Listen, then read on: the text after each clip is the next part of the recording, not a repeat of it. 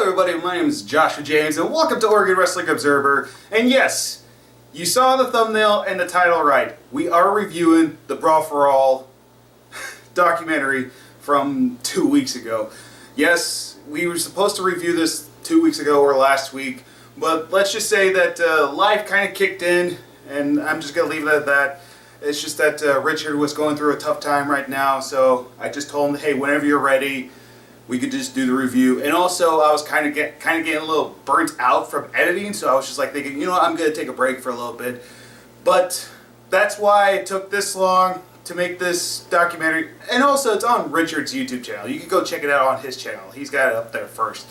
But I wanted to share this review. We did the Jimmy Snuka one last night, I believe. And also, we'll be doing the Dino Bravo one very, very soon. So, Maniacs, I still hope you guys enjoy this review of the Brawl for All documentary. We even did a little fantasy booking in this review, too. It was really fun to do, and also, fair warning, our Skype call gets cut off or crashes a lot of times on here. So, also forgot to mention, there's going to be a part 2 of this. The part 2 is, well, I'll tell you at the end. But again, thank you for your patience. We love you, Maniacs. We'll talk to you soon. We'll talk to you soon.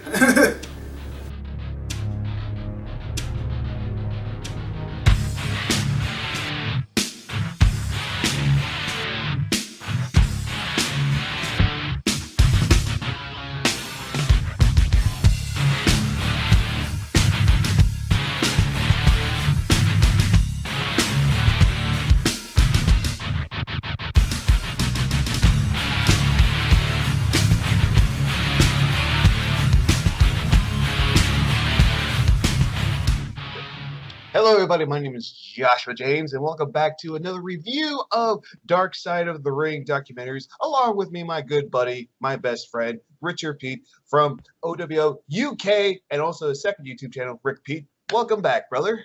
How do? How you been doing? It's been an interesting week. Yeah. We won't go into that here, but I will say, in Josh's defense, it is my fault that this video is so late going up. But you know, we're here. It's personal stuff that we're not going to get into, so that's why it took us a while to do this review. We apologize for taking too long, but if you guys completely understand, we do appreciate it. It's just that I was waiting for whenever he was ready. I wasn't going to do the review without you. So, but anyways, we are going to be talking about the famous, I guess, Brawl for All. Infamous. Yeah, true. Okay, I'm going to be straight up honest. I did not watch a lot of Attitude Era back then because, one, I wasn't allowed to because my dad did not like how, wrestling was, so I was mostly watching WCW. But I still remember the Brawl for All because there's been a couple times I had to sneak to watch WWF back then. I got caught so many times, by the way. But I still sneaked and watched it, even though I got in trouble for it. But I still remember Brawl for All. I was thinking, wait, what's boxing doing on my wrestling? Yeah. I'd sort of started watching WWF. I lost touch with it. And then I got back into it in the Attitude Era, and it were sort of midway through Attitude Era, and I do remember. I remember mostly the Bart Gunn Butterbean match at WrestleMania 15 purely because I had the VHS of it. But the actual Brawl for All itself, I don't remember seeing it, which is either how memorable it was, or just another case of my memory. But I really don't remember watching any of the matches other than Bart Gunn and Butterbean, but that weren't actually officially part of it, were it? So yeah. Even though it's called the Brawl for All, I just call this documentary the argument between Jim Cornette and Vince Russo, because that's the only thing I remember. Yeah, it is Cornette versus Russo. The guy who knows wrestling. And I lost you, buddy. You froze. I froze. That's going to happen once in a while during these. There you are, brother. Yeah, I'm back. Yeah, And it's very much. did I freeze too? I didn't notice it. Oh, okay. Yeah, you did for a second then, but we'll get through it.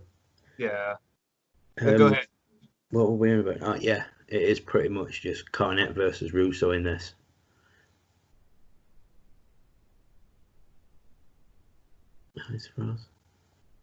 Russo hacking into my webcam because you froze again right before you were about to say Cornette. I was thinking like, what is Vince Russo hacking into my webcam or hacking into your camera because we can't say his name? He's doing something. It's definitely it's definitely a Cornette versus he who shall not be named for fear of us freezing up again. See, it worked. Yeah. So it's just from now on, he's just he who shall not be named. Let's just say Vince because we could be talking about anybody. Yeah, exactly. Yeah. But VR. yeah, that's what. Oh, that froze it.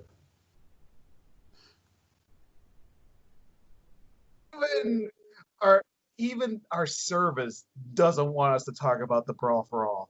Yeah, that's how much of a thing it is.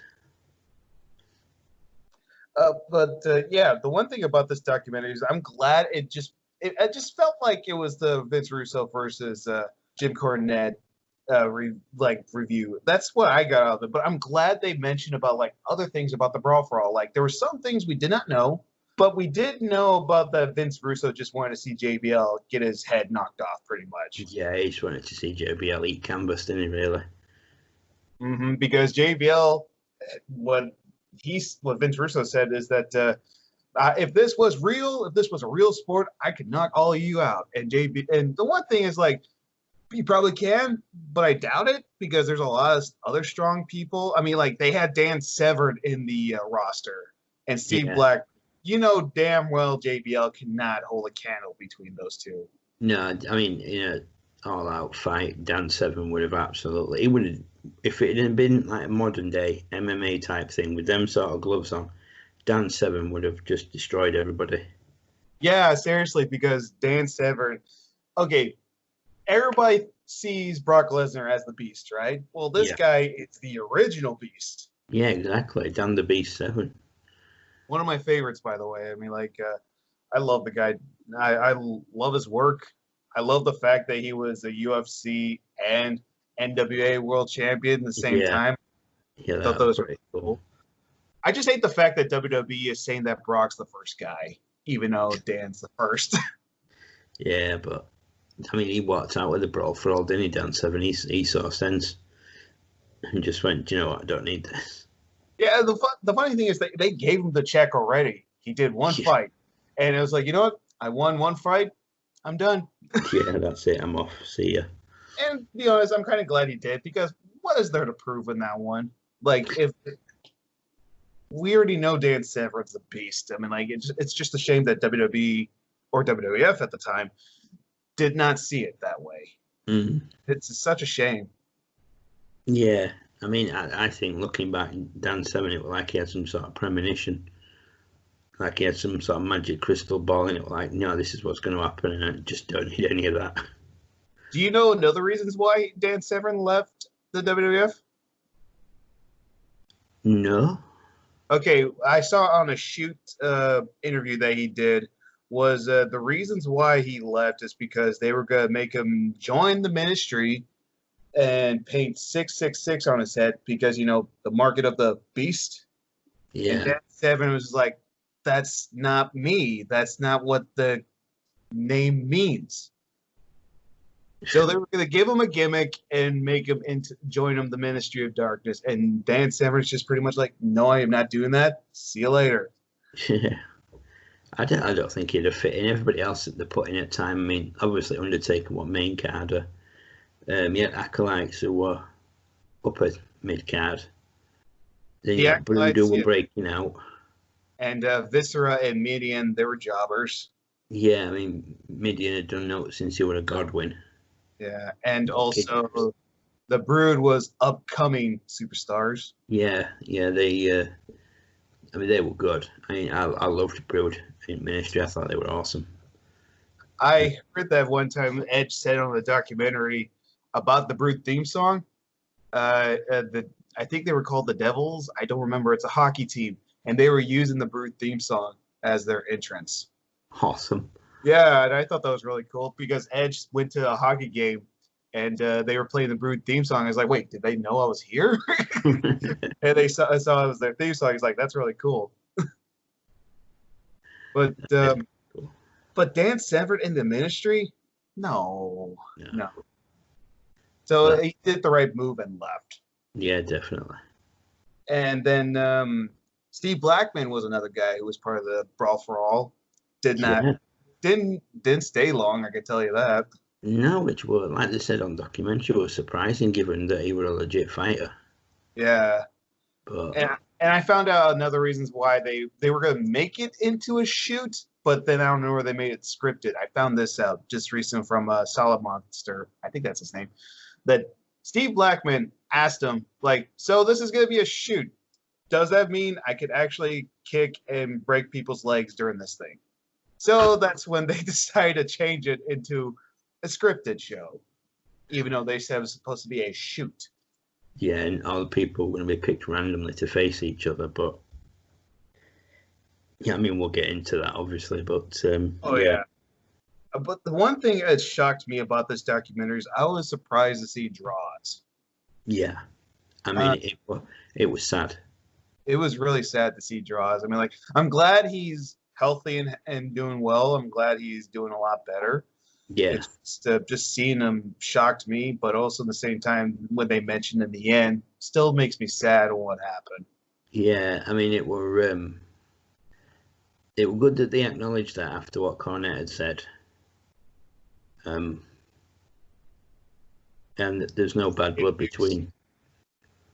I think it were good that they acknowledged it at the end. Yeah. And that there's no bad blood between D'Lo and Droz, because like D'Lo straight away apologized and kept ringing him to make sure they were okay and stuff. And they were like, you know, I mean, they obviously bumped into each other. I don't know whether they went to visit him or, they somehow came across each other's paths. And it's like Droz said, D'Lo's a nice guy. It was just one of them things. You know, he said, I don't know if I slipped or, you know, I moved funny or what, but it just happened. And it's like, end of the day, if you can take it like that, then you're definitely the bigger man. Yeah, I know. And the one thing that Jim Cornette even said too is like he hates the fact that people keep calling wrestling fake. Yeah, I mean that's. Sorry, go ahead. Yeah, that's. I mean, I'm with Cornette on that one. It's like when people find out you're wrestling. Oh yeah, but it's all fake. No, it's not. It's predetermined. You know, you want to see some of the injuries. You know, go on YouTube and type in, you know, wrestling injuries. Yeah. And you'll see how fake it is. Wrestling scripted, but the pain is definitely real. Oh, yeah, definitely. I mean, it's like, you know. And I hate the fact when people say it's fake, too, because even though I'm not in the business, but I feel insulted when they say that, too. It's like, you do realize they're putting their bodies on the line, and the pain is legit real. Yeah, there are scripted times when they're faked injuries, but there's actually legitimately injuries. I mean, like, that's the one thing. And I hate the fact when people say it's fake. And I am on Jim Cornette's side. I like Jim Cornette, and I completely agree with what he said. Yeah, I do 110%. Totally agree with everything he said. But, no, I mean, you could see the way he got so like angry and riled up. It was like, yeah, that guy has a real passion for the business. I mean, it's well known anyway, but I mean, it's like you said, when people say, oh, it's fake, you know, it's like, well, yeah, obviously. So what's happening in that real life soap opera you've been watching for the last few months? Yeah, like when you hear someone say, oh, wrestling's fake, I was like, oh, so you watching Game of Thrones? That's real? I just can't wait to see a dragon fly by. How did that last season do for you? Yeah, I actually have the box set, and I watched the first season on DVD, and I got the box set on Blu-ray. And I want to watch it, but it's just finding the time to sit down and just get everything nice and quiet and sit and watch it. But like I've heard that it was like really good up until that last season, and everything just went to shit. And I predicted the last season would be. I predicted it at work in my coworkers did not believe me until it did happen. I was right. The last season was gonna be crap. I knew it because that usually does happen to a lot of good seasons. Oh yeah, a lot of stuff goes good. Did I show you my cup, by the way?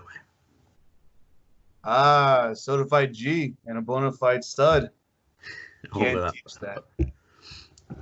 I could do Enzo's voice a little bit. Go on. Go on, you got to do it now. My name is Enzo Amore. And that's why you can only do it a little bit.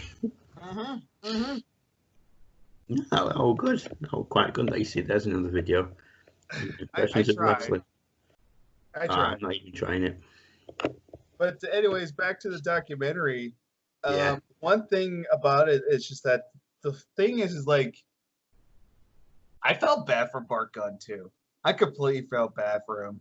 Yeah, I mean, you look at it and, you know, he got that first round, he went through. And then it was coming up against Godfather, wasn't it? And Godfather, I'm going to knock you out. And Bart Gunn was like, yeah, all right. He told Godfather, I'm going to knock you out 1 or 2. And, oh no, it were... Dr. Death, Steve Williams. That were it, yeah, it were, yeah. Well, it was Godfather he fought next, wasn't it? Yeah. Godfather said, I'm going to knock you out. And Bart Gunn like, right, okay. And he knocked Godfather out. And then he got Dr. Death and he went, I'm going to knock him out. And they're all like, yeah, you're going to knock him out, of course you are, yeah. He says, and then when I went out and I did it, they were like, oh, shit, what do we do now? That weren't supposed to happen. But it's like... And these Skype interviews. Bro? Hello? Hello? Oh, I can hear you. You just, like, your picture's just frozen. Yeah, yours did too. I had to apologize just to say, like, that's going to happen a lot during these Skype interviews. Oh, yeah. Yeah, it's... But yeah, like, it sucks. But, hey, it happens. Yeah. But the one thing about it is, like, I found out during that fight between Dr. Death and Bart is that Dr. Death tore something, like tore his arm or hamstring during the match. Hamstring, wasn't it? I think when he stumbled back or during a takedown or something, did his hamstring. So then it's like Jim Cornette said, he were literally a one-legged man in an hour. JR that said it. He were literally a one-legged man in an ass-kicking contest. Yeah. And Bart won. And the thing is, like, I know that was not the plan for them because they wanted Dr. Death the whole win. And, like, again, if this was going to be a shoot, they will let the guys fight legitimately and see who's going to win. But it was still scripted, so they were playing on Dr. Death. And by the way, which is great. I wouldn't mind seeing Dr. Death get, like, a shot and all that kind of stuff. But if you're going to make it into a shoot, don't make it scripted then. Yeah, don't set up the brackets so, you know, your favourites going up against somebody who's just knocked out 2 people. Yeah, it beat Bob Ollie in first round and knocked out Godfather. Yeah, and then face Godfather again in the final. I mean, if you want to do it as a tournament, do it as a tournament. You know, do it as a proper scripted tournament. Don't let them go out and, like JR said, it would just look like drunken blokes in a bar fight. Mm-hmm. And the part that also I liked was that, I liked because it was just Jim.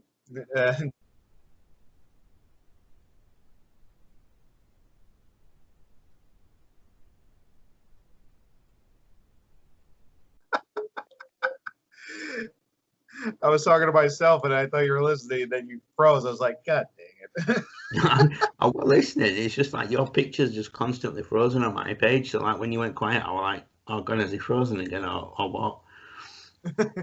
But it was Jim Cornette screaming, yelling, of course, and he was mentioning that you just ruined like Dr. Death's career and all that kind of stuff. Oh, yeah. And Vince even said, like, oh, Bart Gunn could be a top guy now. We could make him into a star. And if you saw in the trailer, you saw Jim Cornette just shouting, I'm going to kill you. Like, I kind of chuckled and laughed about it. I can't help it. Like, just... Oh. Yeah, I mean, when you look at it, though, that one statement from Cornette, that this whole idea, you know, cost God knows how many injuries. Yeah. Cost him $5 million with Dr. Death. something like that, wasn't it? About $5 million or something like that. They'd lost on hyping him up, bringing him in, and all that sort of stuff. Yeah.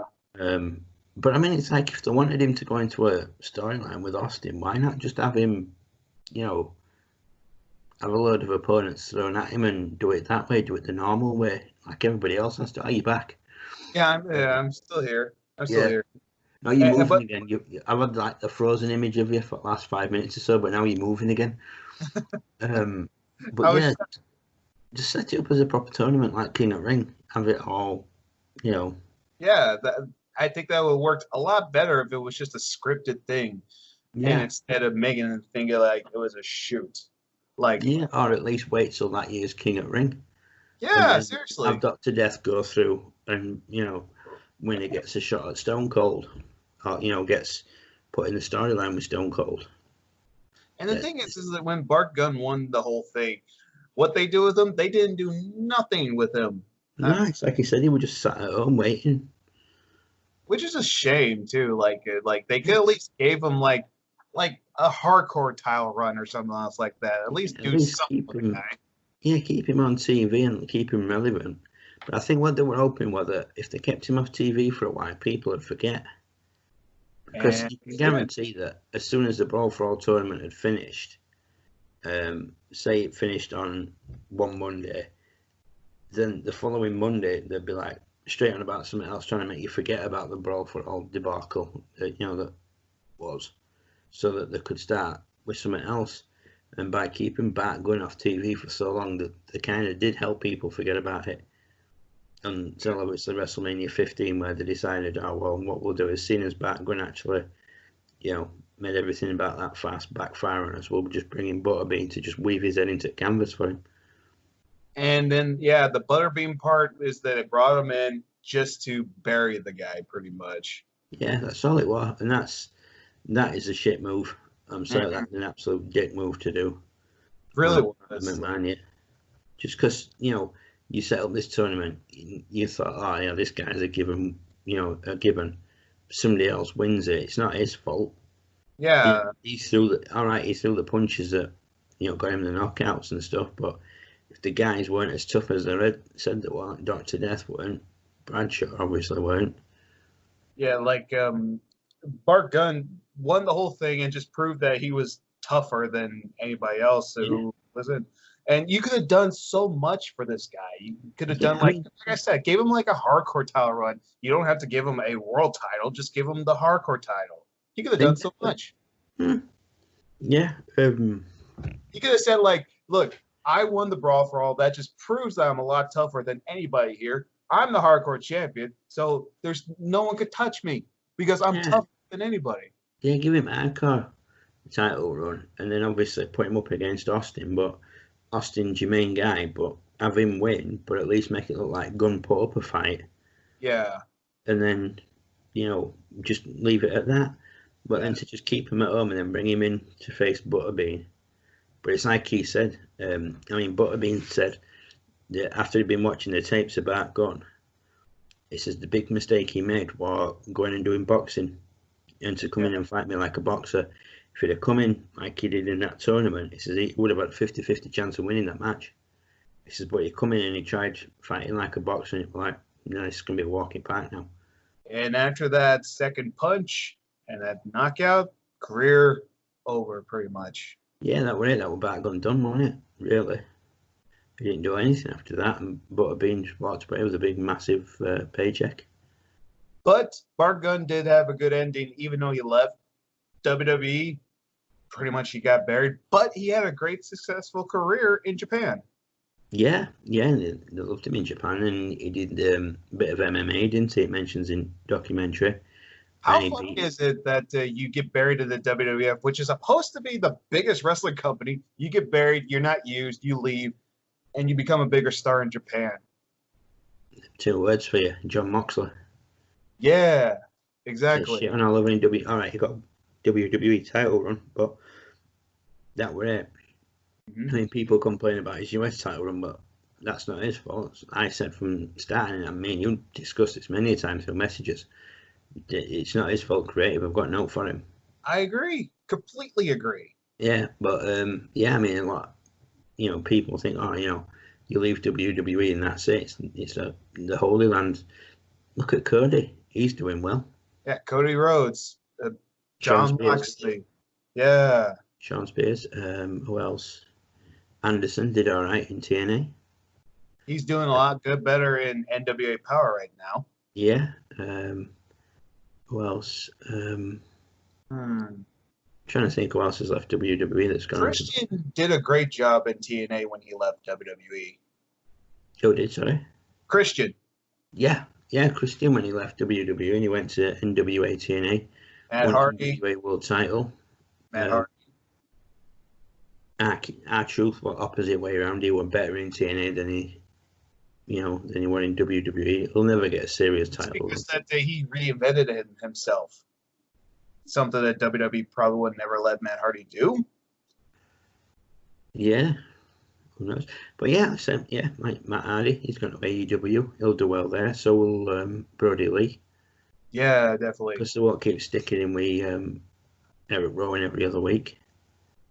And it just shows you that when you leave WWE, you're not going to be a failure. You still got plenty of chances. That's it. Your career's not over. I mean, back in 80s, if you left WWF, then it could have been a struggle. But having said that, a lot of smaller companies, territories and that would have still took them on the name. But like in 90s, I mean, it's like we mentioned it in one of the other videos, I think it would have been Benoit one, when they didn't have the no-compete clauses. So like Benoit and Eddie Allen left WCW on the Friday, went to Raw on Monday. Yeah. WCW won Monday and turned up on Raw the next week and then spent the week on phone arranging what they were going to do and that. But yeah, I mean, just because they leave WWE don't mean that their careers are over. Plenty of people have gone on. Plenty of people have had amazing careers and never even wrestled for WWE. Exactly. My favourite tag team, Briscoes. Yeah. We were talking about this not long since. Yeah, they never went to the WWE, right? Because the WWE said that they're not aesthetically pleasing. They're not pretty boys, but I'm glad because they'd have only ruined them anyway. Yeah, and they probably would have ruined the guys. Like, there's a lot of ruined tag teams. Like we talked about the Ascension. What a waste that they did for those guys. Yeah, they've sacked Revival, haven't they? They've gone. Mm-hmm. So they'll be straight to AEW. But the one thing right now is like Bart Gunn did not have a good ending for the WWF, but had a great successful career in Japan. Wrestled there for a little bit, did a little MMA. And one thing I did not... guy that would have been beat, but in a quicker time. Yeah. But the one thing I did not know when they mentioned this in the documentary is that that they were going to have a rematch. Did not know that. An MMA match. But they wanted him to fight him on 4 days' notice, which is stupid. That's like getting two heavyweight boxers to fight each other on 4 days' notice. It just don't work. No. You're not in professional leagues like that. It's like he said, I need 12 weeks to prepare for him. Yeah, seriously. That mistake once, so I'm not making it again. They were like, oh no, we can't do that. It's a shame then it won't happen. It's a shame that there was never a rematch. Yeah, it would have been interesting though, because if he'd have won that, that would have put him at 1-1. So would there have been a rubber match to... Oh yeah, been a great rubber. It would have been great. Yeah, I mean, if it had gone ahead and Bart Gunn had won the MMA match. Yeah, even if Bart Gunn lost again, at least he's trained and ready this time. Yeah, exactly. At least he can go out and say, "Yeah, all right, well, on me." I did it wrong. I didn't train properly or whatever. But yeah, it would have been interesting to see what happened. But yeah, I mean, it's like, that were it. Then Bart Gunn were done. You don't really hear out of him now, apart from in stuff like this. And if you watch an old pay-per-view that he's on. And after that didn't happen, Bart Gunn has a good, successful career, even though he's no longer in wrestling anymore. He's done a lot better for himself. He did have one last match in the WWE, was at one of the Raw reunion or Raw anniversary shows. I don't remember. It was a Legends Battle Royal, and Bart Gunn was in the Battle Royal. And he had the Brawl for All theme song instead of the Cowboy theme song that he had with Billy Gunn. Oh, the Smoking Guns. Yeah, thank you.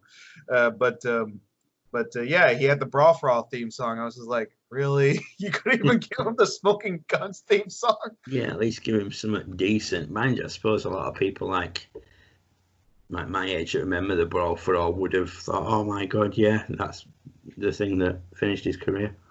Yeah. You're just like, that's another burial right there. And that's a shame too. I was like, when I first saw it, I was like, really? The Brawl for All theme song? Why? But one thing is like, did you know, speaking of the NWA, you did know that they had a little short NWA invasion back in the Attitude Era, right? No, Yeah, I know ECW did. yeah. But this is the one kind of invasion that was short-lived that no one really remembers. It was during when Jim Cornette was doing commentary and all that kind of stuff, and he was like thinking like, we need a little tradition back in wrestling and all that kind of stuff. So he brought the NWA North American Championship belt. Personally, my favorite version of the belt. I know a lot of people like the newer versions that's coming down, but this one was the first one that I liked. There's gonna be a picture of it on the screen, but it was Jeff Jarrett versus Barry Windham, Blackjack Wyndham, but it was called Barry Windham, and Jeff Jarrett won the title. Then I don't know where the not Midnight Rockers, the Midnight Express were the NWA World Tag Team Champions. Then Barry Windham betrays Bradshaw and joins Team NWA. But I think the Brawl for All thing. And, oh yeah, we had the new Midnight Express, which was Bob Holly and Bart Gunn. They were the NWA World Tag Team Champions, and they mentioned in the documentary, in the Brawl for All, that's when their tag team split because of that first round match. Yeah, I see. It made everything difficult, didn't it? Because the shared rooms, they travelled, trained, and everything, and that entire thing just put an absolute spanner in it works for them. Yeah, and I don't know where. Just that's. I've heard Bart Gunn say like they probably knew that was gonna split them up, that one round fight. So, what do you think? Yeah, I mean, yeah. They must have known that it was going to cause friction between them, especially with it being like a legit fight. I mean, I suppose it's just looking back, it's lucky that Bart Gunn didn't knock Bob Holly out. He won it on points or whatever. Because if it had been a clean knockout, or if it had injured him like he did with Dr. Death, pull the hamstring, that would have been totally different. Bob Holly would have gone off on one. But yeah, the Brawl for All, there was not a whole lot to talk about it because a lot of things have been said about it already. A lot of people have talked about the Brawl for All. We're just talking about like a few things that haven't been talked about. But yeah, and also we'll change a lot of things. We'll just talk randomly. That's our reviews. That's what we do. Tangent Master. There we go. And that's what we're gonna do. We're gonna be talking a lot about it. Tease when Josh gets the start up and we have the Tangent Masters t-shirts. I'll try to get a Pro Wrestling Tees website. That's awesome. I'll try. No promises though. But anyways, after the whole Brawl for All, the first Brawl for All, out of nowhere, it was never mentioned again. They were never going to bring it back. So we thought. You remember when NXT was just a reality game show? Yeah. First season. They were going to bring back the Brawl for All for that. Oh my God. Vince was going to bring it back for that first season of NXT when it was a game show. He was talked out of it. God. Can you imagine in 2010 or 2009, I don't remember, they brought back the Brawl for All for the NXT wrestlers on that game show. Wade Baird was in it. He was a fighter. Daniel Bryan's in there. He's a fighter. And Barrett would have been my choice if they had done. Barrett would be my choice. I think the final two would probably have been Barrett and Daniel Bryan. Well, Titus O'Neil had tripped up going into the ring, so that had wiped himself out. Yeah, true. He wouldn't even make it through the ring. But Like Ryback would have been quite interesting. Yeah, but he Oh, was sorry, supposed to Skip be Sheffield. true. But Ryback back then, he was supposed to be a good old cowboy who and all that kind of stuff. So they would have not let him win that. No, if they had done it as a legit shoot again, my choice, if it had gone ahead, would have been Wade Barrett. Barrett would have been my choice to pick too because it has shown like he was a fighter, like he did fight in streets and all that kind of stuff. So I mean, look at his nose. Yeah, mind you, that don't mean out. I mean, got my nose broken and it weren't through fighting. Well, it was, but it weren't.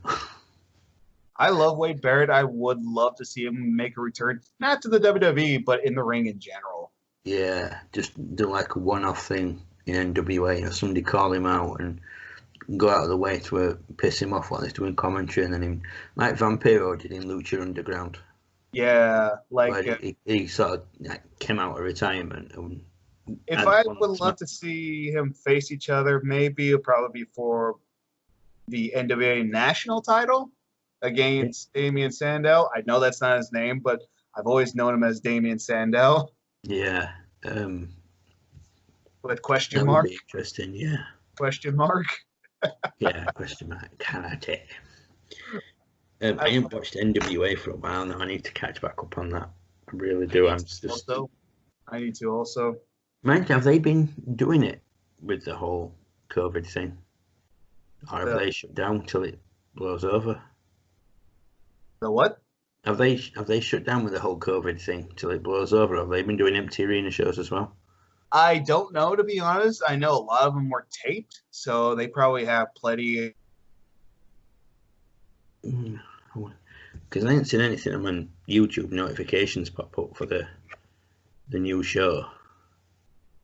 There, you're back. Yeah, you froze again. So it's like, do I talk? Do I not? Yeah, I used to get notifications for new episodes, but I haven't had anything for a while. I think they've just been doing interviews. Yeah, they could be doing like best ofs and stuff, won't they? But I think given their show, it won't work with an empty arena because their show relies on the audience. That's what makes it so different. That interaction with the crowd, because it's only a small crowd and it's on one side of ring. I would love to go to NWA Power Show. I would love to go to one. Yeah, that would be really good. I tell you what, I would love to go and see him on the tour over here, but I've never been able to drop on with a ticket. Ring of Honor. Oh yeah, I would love to go to Ring of Honor. They came to Oregon one time and I missed it. God dang it.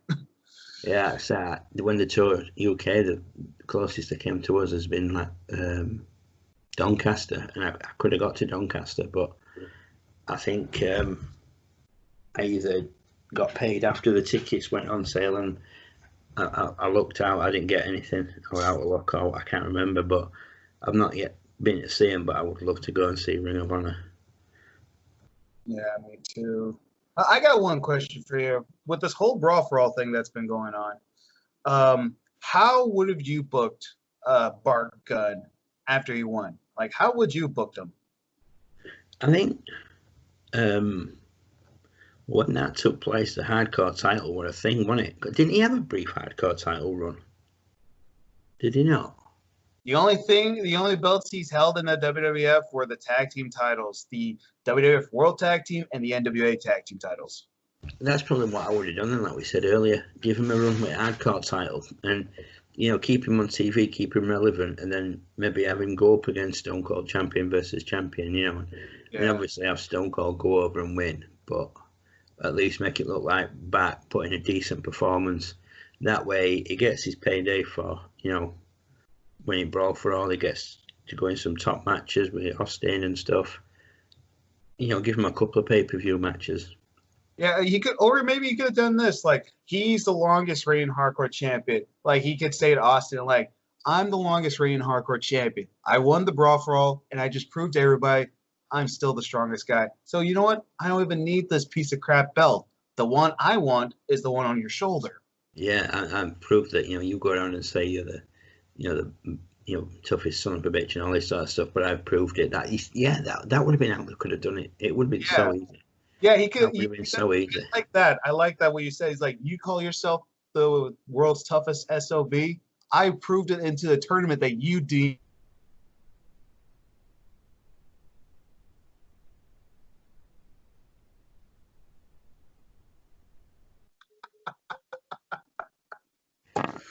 God dang it. The service. But like you said, like you could have said, like, yeah, I won a tournament to prove that I'm the strongest guy. You weren't in the tournament. So how can you prove that you're the world's strongest SOB? Well, I proved it to everybody. Yeah, exactly. I proved it. I went through everybody in the tournament. I've gone to the hardcore title for this long. Yeah, it would have been so easy to do. He could even brag, he's like, hell, I beat Steve Williams. You didn't do nothing.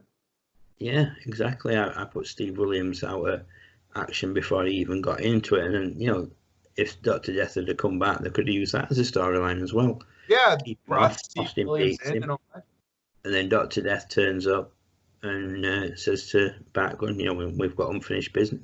I should have been booking that shit. I really should. Everybody, this is going to happen a lot. Yeah, you should be booking, brother, because like that's a great idea. Like that could have been great. They could have done so much, but instead they had to bury the guy. Yeah, I say it just because you know they all expected Steve Williams to walk through. What would they have done if Droz had won it? Probably do the exact same thing what they did to Bart. I like texting something like that. I mean, obviously, you know, I'm not saying boxing's easy. That is the last thing I am saying.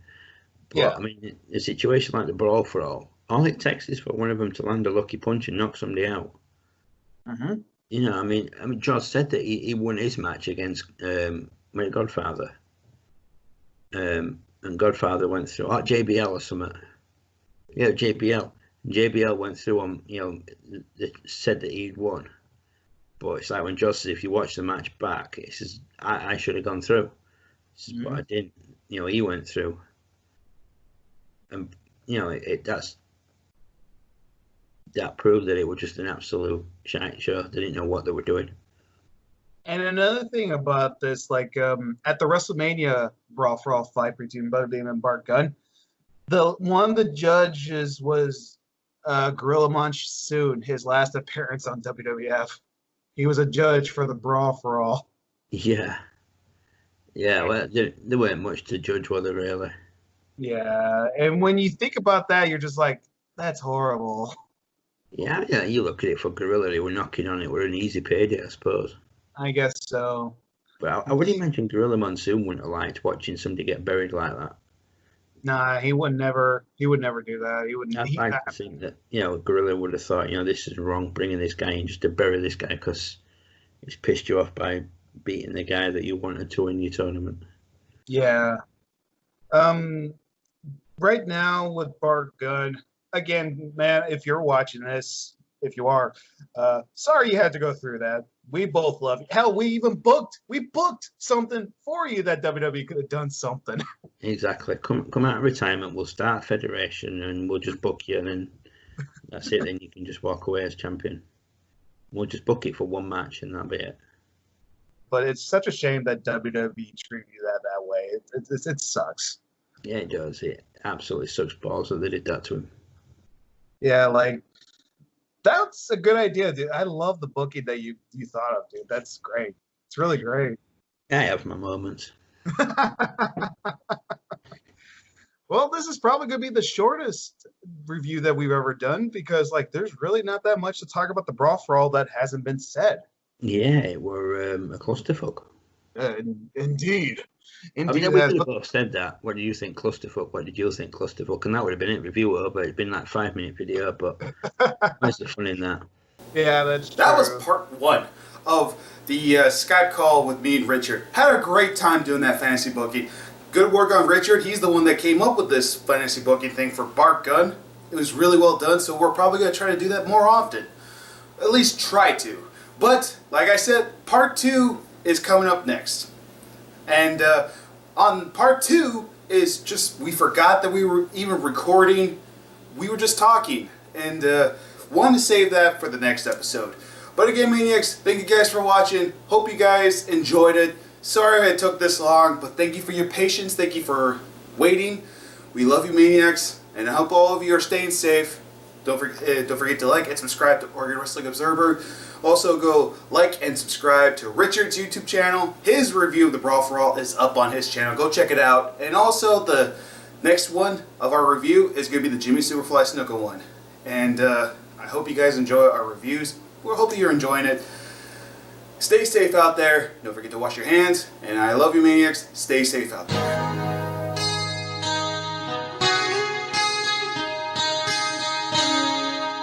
Broken bones from parts unknown, simplify wonders of why. Broken promises reveal